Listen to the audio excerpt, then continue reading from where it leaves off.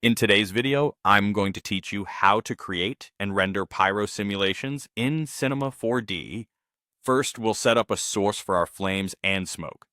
Start by creating or selecting an emitter object in your scene. This object sprays particles that pyro can convert into fuel, temperature, and smoke.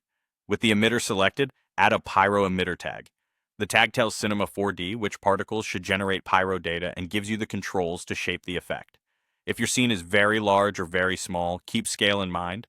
Pyro behaves more realistically when your objects are close to real-world sizes. Play the timeline for a few seconds so the simulation has time to build up. Next, open the Simulation tab for the pyro emitter and adjust the behavior of the effect. Increase or decrease fuel and temperature to create more or less fire, and tweak smoke or density for thicker or lighter plumes. Buoyancy makes hot gases rise, while dissipation and cooling help the flames die off naturally. Turbulence can add swirly motion, and vorticity can tighten those curls if you need more detail.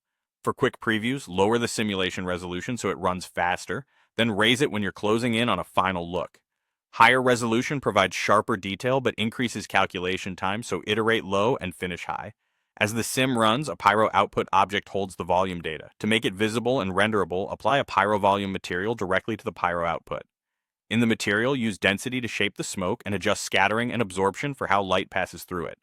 Emission controls the brightness and color of the flames, often driven by temperature. Subtle tweaks here dramatically affect realism, so do short region renders or small frame ranges to evaluate lighting and color without waiting too long.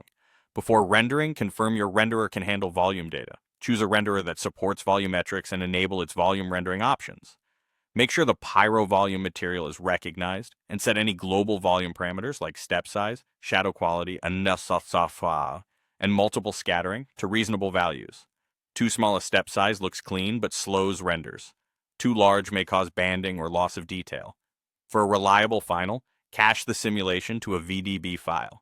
Caching locks in the sim, speeds up playback, and lets you move, relight, or render on another machine without recalculating. Set your frame range, choose a safe folder, and write out the VDB sequence from the pyro output. After caching, the viewport and renderer read those files directly, giving you consistent results every time. That's the workflow. Tag your emitter, and tune the sim, shade the pyro output, verify your renderer, and cache to VDB for fast, repeatable final renders.